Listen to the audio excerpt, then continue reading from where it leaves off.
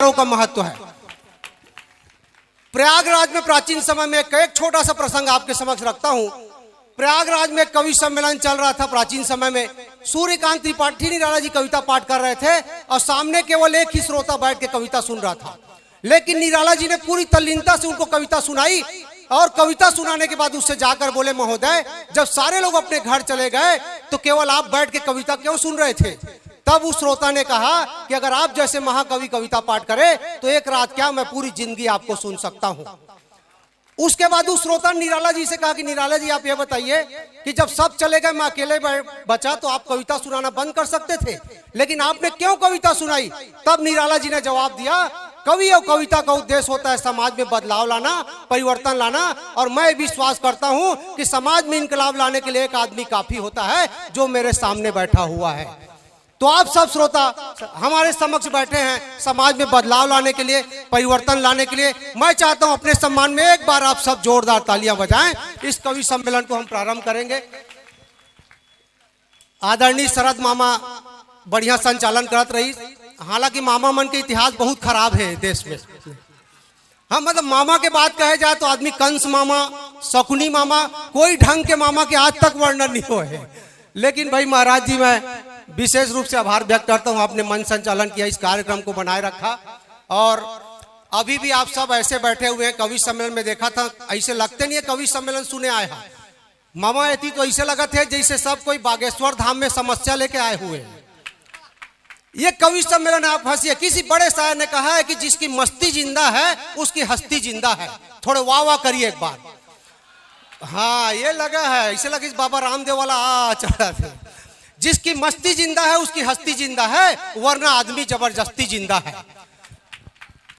कवि मतलब मंच में बोतल दिए जाते। बोतल के आदमी के जीवन में बहुत महत्व होते। जब आदमी छोटे से लड़का रहते तो लोग ग्राइप वाटर के बाटल दिए जाते, थोड़े से बड़े होते तो दूध के बाटल दिए जाते, फिर जब स्कूल जाते तो पानी के बाटल दिए जाते, जब 12वीं में पहुंचे तो पेप्सी के बाटल दिए जाते, ओकर बाद जब कॉलेज पहुंचे तो बियर के बाटल हाथ में आते, थोड़े से पीजी करते तो विस्की के बाटल हाथ में आते, और जब वो ज्यादा थे तो ग्लूकोज के बाटल चढ़ते, और जब वो काम नहीं आए तो गंगा जल के बाटल दिए जाते। बाटल के आदमी के जीवन में बहुत महत्व है। कवि सम्मेलन हुई, एक चीज कवि सम्मेलन के उसूल बता देता कि जब भी कवि के बात अच्छा लगी ताली बजाना है। अभी नहीं, ये एडवांस के चक्कर में विजय माल्या फरार हो गए। वो काय उत्तर प्रदेश में कवि सम्मेलन में गए बुधेश्वर भाई, बढ़िया बढ़िया कविता सुनाए, लेकिन कोई ताली नहीं बजात रही। थोड़े देर बाद एक डोकरा बाबा खड़े हुई, ताली बजाई। मैं कहे धन्यवाद बाबा, कहीं का बात के। मैं कहे एक बार भीड़ में तई छमोर कविता ला समझे तो बाबा कही बेटा माफ करबे तोर कविता ला महू नहीं समझे कहते। मैं कहे फिर ताली का बजाए? कहीं मैं ताली थोड़ी बजाए, मैं तो माखू ठोकत रहे कहते। अच्छा, राजस्थान में वो बड़ा विचित्र स्थिति। राजस्थान में कविता पढ़त रहे, पब्लिक बोर हो गए। एक आदमी लाठी लेके एक बार स्टेज कहती जाए, एक बार रहती आए। मैं कहे भाई साहब मेरे को मारोगे क्या?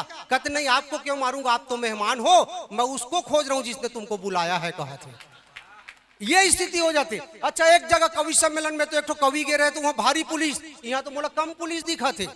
काबा की शासन व्यवस्था दुरुस्त हो गए तो पुलिस की उसका जरूरत नहीं है, बहुत इक्का दुक्का पुलिस दिखा। एक जगह तो बहुत पुलिस, लेडीज पुलिस।